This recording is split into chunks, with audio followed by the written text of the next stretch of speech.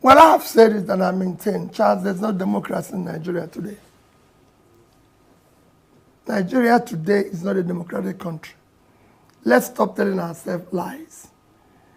If you look at all the tenets, look at all the yardstick of measuring democracy, it doesn't exist here.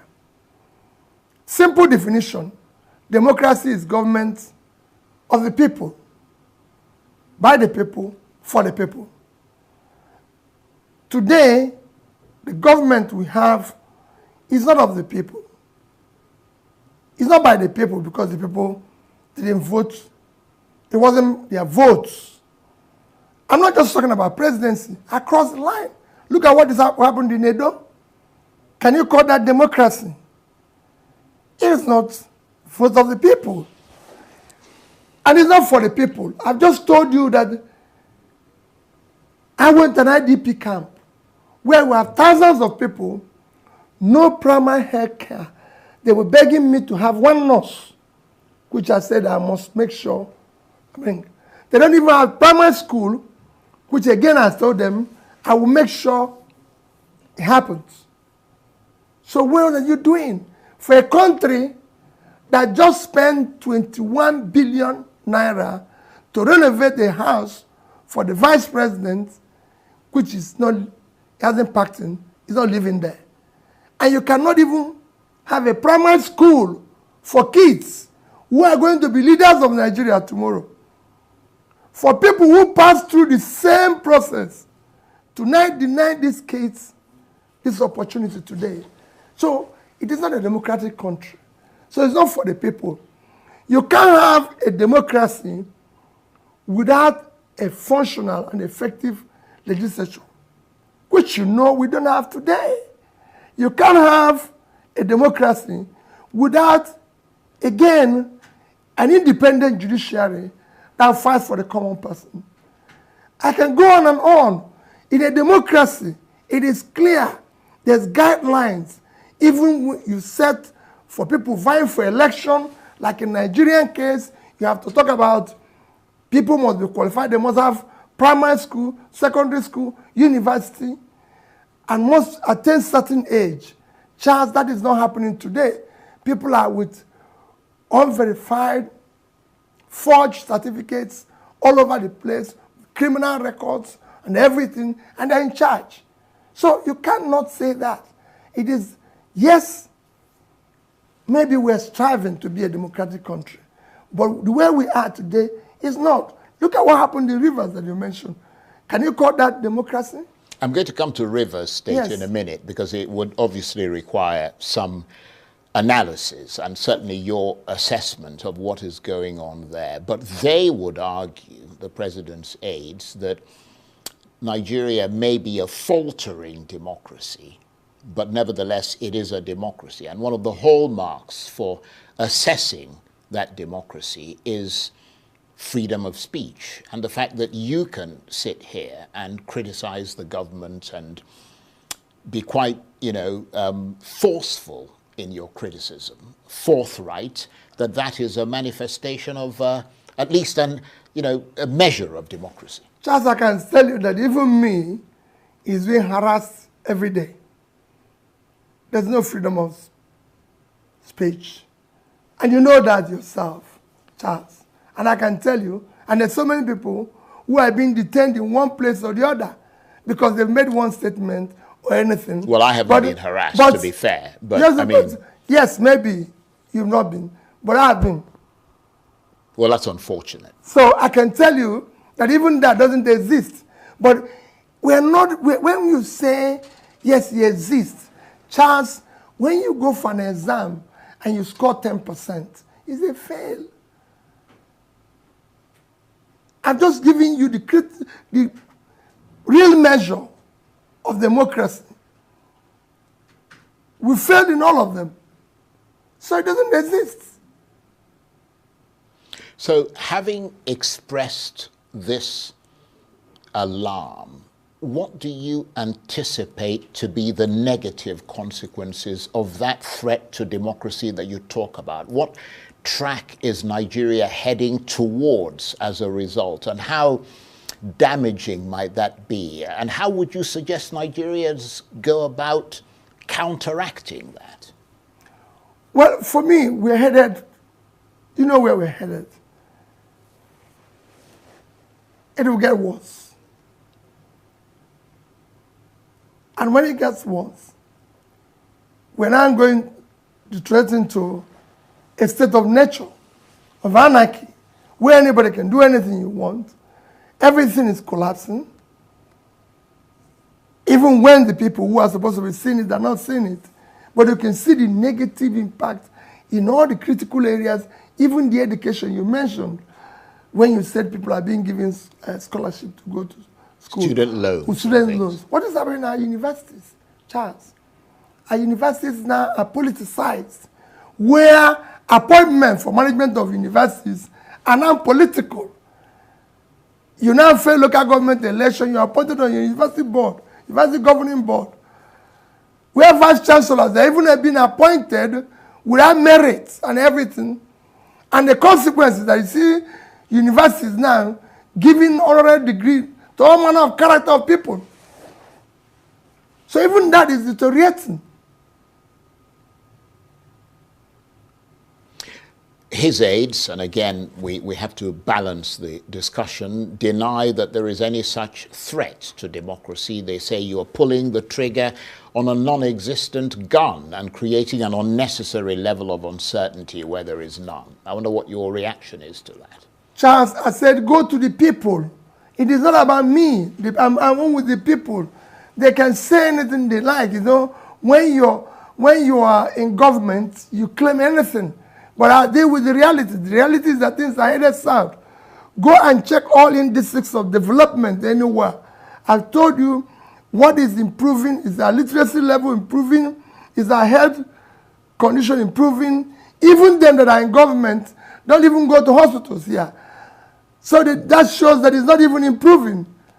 The same thing goes. Are people being pulled out of poverty? There's still hunger everywhere. Is the agricultural produce increasing? Is manufacturing increasing? No. So where is it? So in the context of this high uncertainty with regard to democracy and the rule of law that you talk about, that suggests unpredictability and, you know, especially for international investors, which is something they do not like. They don't like unpredictability. They don't like the lack of the rule of law, because obviously it threatens their investments. And ultimately that has an impact from what you're saying on the economy, doesn't it? That's it. Just the first thing you could say that you have a government is security of life and property, rule of law. This is an intangible asset that you cannot ignore. It is critical. People go where there's law and order. Nobody goes where there's chaos. Where do you see the rule of law? You are here. You don't need to. I don't need anybody to tell you. You see it every day. Well, all this talk about democracy and the rule of law leads me inevitably to what you talked about previously, which is Rivers State. I'm sure you've been seeing the rising political temperature there over the past few months, which has heightened with considerable tension. But was it enough for a state of emergency to be declared? Capital no. You cannot, Charles, take the action that has been taken in Rivers State for what happened.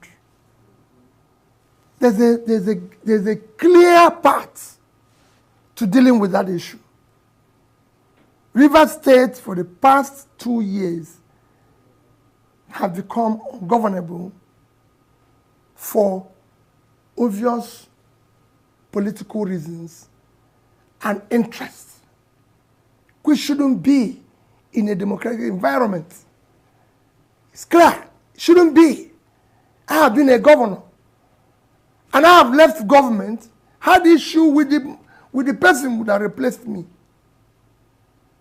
with my successor. But for God's sake, the state is far more important than anybody. We have a governor who have been sworn in as the governor. He should be allowed to govern. So what is your sense of what is behind that presidential declaration? Does it all seem straightforward, or do you detect a sleight of hand there? I mean, we heard a few days ago the former governor of Rivers State, Rotimi Amaechi, alleging that President Tinubu's emergency rule in Rivers State is a tactic to intimidate governors who might not support the president in 2027. Is that a bit far-fetched, or do you subscribe to that school of thought? Well, for me, what happened in Rivers State is very unfortunate and is impacting very negatively to the little or remaining inkling or democratic space we had. He eroded a lot from there. So, as for intimidating the governors for 2027, it shouldn't be. The governors are going to seek re-election. You're going to seek re-election. You're going to seek re-election based on what you've been able to do, your performance. On Nigerians, the governors just have one vote. It is because of what I told you that it is not a democratic country that you are trying to intimidate the governors. So you believe that that's what he's trying to do? If that is what I'm just telling you, if that is what he's trying to do, right, it's because it's not a democratic setting. But is it what he's trying to do? I believe so. I believe so. And of course, the manner in which the National Assembly, you touched on this briefly earlier, approved that state of emergency with a voice vote is continuing to cause ripples across Nigeria and beyond. Do you agree or disagree with those who say that trust and confidence in the National Assembly has been eroded as a result? Completely eroded. Very unfortunate. That's why I said there's no functional legislature. It's not there. Our political setting doesn't exist in any democratic environment. Charles, before I go into the opposition, there were, even in the House of Representatives, a particular Labour member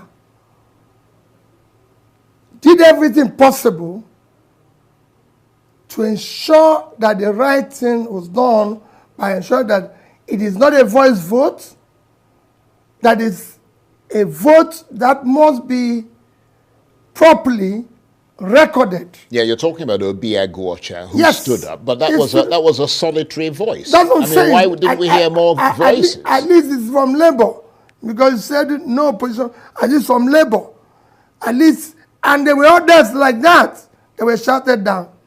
Even at the Senate, there were voices like that, like former governor of Bayelsa State, former governor of Sokoto State. There were voices. Yeah, but they were not Labour. No. But you said opposition. Yeah. But in Fair general, enough. the Nigerian political space was designed not to have opposition. Opposition doesn't exist here. Charles, if you want to look at where opposition exists, you compare us with other countries with similar trajectory. People have called me and said, look at what the oppositions are doing in South Africa. Look at what the oppositions are doing in other similar countries. But let's just use South Africa, which is, of course, the biggest economy in Africa today. And what they are doing, they have presidential system, but have been able to have a system that allows opposition to exist in their system. You cannot have opposition that is effective unless you have proportional representation in the legislature. If you don't have it, you're wasting your time. If you look at South Africa today, as it is, just check their election in 2019, ANC won 57.7% of the vote. They had 230 members.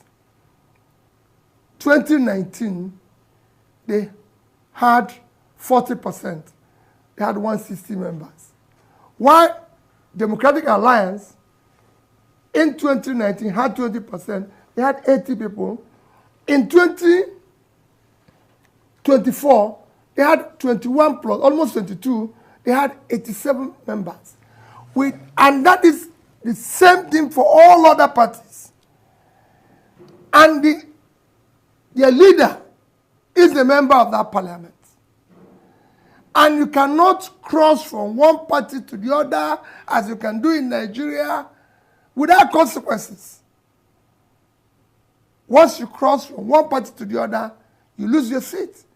Just even in the environment you know very well, the UK, you cannot have somebody from one party cross over to the other party without any consequence, without anything, and all that. So you have a system that works. And nobody's going to lure your member using contract, using this and all that, as is happening here. So it's a difficult thing. That's why we are clamoring that we must now change this constitution. We must now build a viable system. People have asked me, Peter, what are you going to do if you were there? I will make sure that this country is democratic. I will make sure that the opposition thrives by ensuring that I direct whoever and put all my own resources in terms of office to ensure that parties function the way they should. Today, they don't do that. You just have people doing all sorts of things in terms of, as I said, there's no democracy here. We need to fix it. Yar'Adua started doing it. He was sworn in here as the president, and he said, I will not allow the process through which I came to office to continue. I was a beneficiary of it, Charles. I had a free and fair second-term election. And that's what it should be. But instead of now having it growing the way you think things will be, we've taken 300 degrees reverse.